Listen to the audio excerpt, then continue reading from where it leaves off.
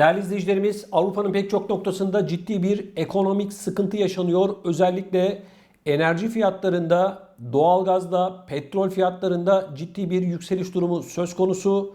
Maalesef önümüzdeki aylarda Avrupa'nın pek çok noktasında pek çok insan evinde doğalgazı yakamayacak, ısınamayacak. Pek çok insan artık arabasını dahi kapısının önünden çıkartmakta güçlük çekecek. Çünkü petrol fiyatları, akaryakıt fiyatları ciddi oranda artıyor. Bakın, Avrupa Birliği'nin en büyük ekonomisine sahip Almanya'dan size bir örnek vereceğim. Almanya'nın özellikle Polonya ve Çekya sınırına yakın olan bölgelerde pek çok kişi bu ülkelere giderek bidonlarla, evet değerli izleyicilerim, bidonlarla benzin alıyorlar ve araçlarını dolduruyorlar. Çünkü Almanya'ya göre bu iki ülke daha ucuz. Yani Avrupa'nın en büyük ekonomisine sahip olan Almanya'da yaşayan vatandaşların gelmiş olduğu noktayı sanıyorum bize en iyi anlatan haberlerden bir tanesi. Bakın, detaylı bir şekilde bunun üzerinde konuşacağız. Haberi hemen ben sizlerle paylaşmak istiyorum. Almanlar ülkede benzin ve motorun fiyatlarının son 10 yıldan bu yana en yüksek seviyeye ulaşması nedeniyle akaryakıt fiyatlarının daha da ucuz olduğu Polonya ve Çekya'daki benzin istasyonlarına akın etti. Akaryakıt almak isteyen Almanlar Çekya ve Polonya sınırındaki benzinliklerde uzun kuyruklar oluşturdu. Benzinliklere gelen araçların %95'i Alman plakalı araçlardan oluşuyor. Almanlar sadece araç depolarını değil, yanlarında getirdikleri akaryakıt bidonlarını da dolduruyorlar. Polonya sınırındaki bir benzinliğe akaryakıt almak için gelen Daniel Stein, Anadolu Ajansı muhabirine yapmış olduğu açıklamada bakın şunları söylüyor. Diyor ki, Almanya'da benzin fiyatının yakında 2 avro civarında olacağını düşünüyorum. Fiyatların nereye gideceğini kestiremiyoruz bile. Bu bizim gibi normal tüketiciler için kaldırılamaz bir durum. Burada akaryakıt ortalama 40 sent daha ucuz. Hatta bu bazı yerlerde 50 sente kadar yükselebiliyor. O nedenle o kadar yolu buraya gelmeye değiyor diyorlar. Bir başka Alman Benjamin ise yeni tip koronavirüs salgınının başlangıcında akaryakıt fiyatlarının çok ucuzladığını, ancak Almanya'da çevre vergilerinin arttığını ve bu nedenle akaryakıt fiyatlarının iyice arttığını ifade etti. Yine bir başka Alman bakın şunları söylüyor. 40 kilometre uzaklıktan geldiğini, bidonlarla da benzin aldığını ve ekonomik olarak bunu yapmak zorunda olduğunu ifade ediyor. Bakın değerli izleyicilerim, Almanya'nın gelmiş olduğu durum aslında tüm Avrupa için geçerli. Yani Almanya'da böylesine bir sıkıntı varsa bilin ki diğer Avrupa ülkelerinde de çok kısa bir süre sonra sirayet edecek. Yine Hollanda'da evet ciddi bir şekilde fiyat artışı söz konusu. Benzinin litre fiyatı artık 2 euroyu pek çok yerde geçmiş vaziyette. Yine bu insanlar, Alman sınırına yakın noktalarda yaşayanlar daha ucuz diye Almanya'daki benzinliklere kısa bir süre önce geliyordu. Artık Almanya'ya da gelmenin çok fazla bir cazibesinin kalmadığını gözlemleyebiliyoruz. Daha ucuz Avrupa Birliği ülkelerine gidiyorlar. Şimdi bakın değerli izleyicilerim, ben şuna bakarım. Sen gelişmiş bir ülkeysen vatandaşını, özellikle de bakın dünyanın en büyük ekonomilerinden bir tanesi olan Almanya'yı anlatıyorum. Senin vatandaşın başka bir ülkeye gidiyorsa senin sosyal bir devlet olduğundan ben söz edemem. Dünyanın en büyük ekonomisi diyoruz. Kasası ağzına kadar euro dolu diyoruz. Ama senin vatandaşın 40 sent için başka bir ülkeye gidiyor. Elinde bidonla benzin kuyruğuna giriyorsa burada ciddi bir sorun var demektir. Yine değerli izleyicilerim, Türkiye'ye baktığımızda Türkiye'ye son olarak benzine 44 kuruş zam geldi. Türkiye'deki tablo da aynı. Euro 11 lirayı geçti. Tamam, Türkiye'de vatandaşlara yapılacak olan yardımlar çok kısıtlı. Minicik yardımlar var. Ama biz Almanya'yı, Fransa'yı, İsveç, İsviçre, Norveç, Belçika, Avusturya gibi ülkeleri anlatıyoruz.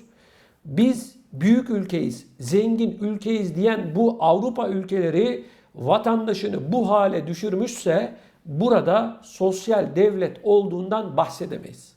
Tamam, yardımlar yok mu? Var tabii ki, ama koronavirüs gibi 100 yılda bir meydana gelen böylesine zor bir dönemde vatandaşının yanında olmayacaksın da ne zaman olacaksın diye sorarlar insana. Emekli Almanya'da, Fransa'da, Hollanda'da kan ağlıyor. Neden? Eğer sosyal yardımlar olmasa emeklinin geçinebilme ihtimali sıfır arkadaşlar. Hele bir de bu insan kira ödüyorsa, ortada da faturalar bu kadar artmışsa almış olduğu emekli maaşıyla sadece belki kirasını ödeyebilir. Geriye kalan 30 gün boyunca ne yapacak? Cebinde 100-200 euro kalıyorsa bu insanın belki bir haftalık market parası olacak. Başka da bir şey olmayacak. Onun için imkanı olanlar, özellikle de emekliler, yılın büyük bir kısmını Türkiye'de geçiriyor. Türkiye'ye gidiyor arkadaşlar.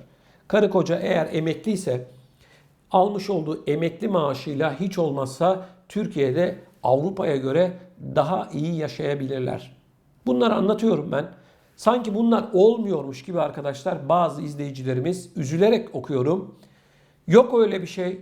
Her şey güllük gülistanlık diyor Avrupa'da. Arkadaşlar, benim amacım zaten özellikle yurt dışında yaşayan vatandaşlarımızın sesi olarak daha iyi yaşamanız. Bunun için anlatıyor, eleştiriyor, gündeme getiriyoruz. Ama birileri bizim Almanya'yı eleştirmemizi, Fransa'yı, Belçika'yı, İsveç'i, Norveç'i, neyse işte Avrupa ülkelerini eleştirmemizi istemiyorlar. Arkadaşlar, hiçbir şey eskisi gibi değil. Türkiye ile kıyaslama yapmıyoruz biz. Yanlış olur. Ama Avrupa'da yaşayıp Avrupa'nın kalkınmasına büyük emek harcayan, 50-60 yıldır Avrupa'da yaşayan insanlarımızın alın terini de buradan savunmak zorundayız. Maalesef dünyanın her noktasında olduğu gibi ağlamayana meme yok. Her şey çok güzel, burada alkışlayalım.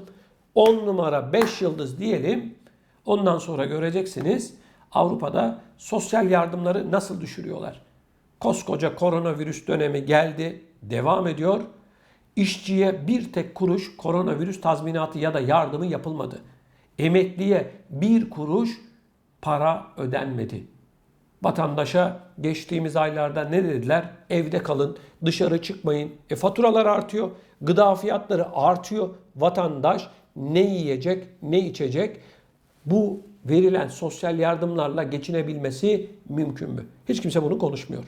Bakın, koronavirüs döneminde aç kapa oyunu oynadılar siyasetçiler. Kapatıyoruz, açıyoruz, kapatıyoruz, açıyoruz. Onu dediler, bunu dediler, aşı dediler. Tamam dedi herkes.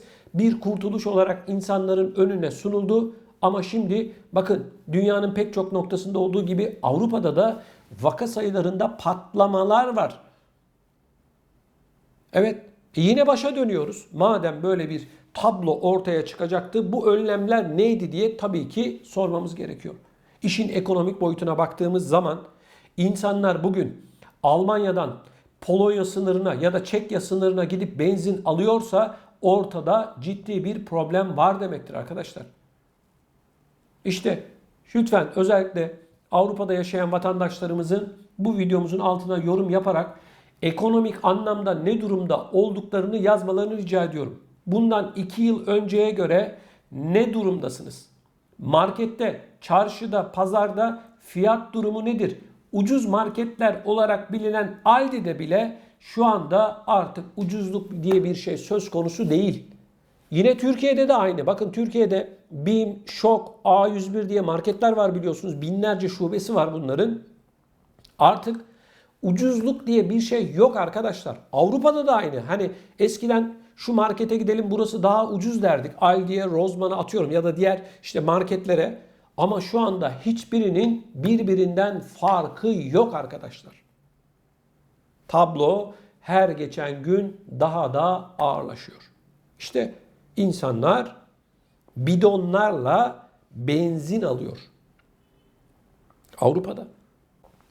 Ama siyasetçiler hiçbir şekilde bunu görmek istemiyorlar. Hatta ve hatta size ben enteresan bir şey daha söyleyeyim. koronavirüs döneminde esnafa yapılan, sosyal derneklere yapılan yardımları geriye alacaklar ve bunlarla ilgili olarak yeni vergiler getirecekler. Örneğin bir işçi sosyal yardım almadı, emekli sosyal yardım almadı ama koronavirüs döneminde esnafa ya da diğer kesimlere yapılan bu sosyal yardımları, koronavirüs yardımlarını işçiden, emekliden alacaklar. Bakın göreceksiniz. Yine söyleyeyim, bakın önümüzdeki yıl emeklilerin maaşına daha fazla gelir vergisi gelecek. Aldıkları maaşlar düşecek arkadaşlar.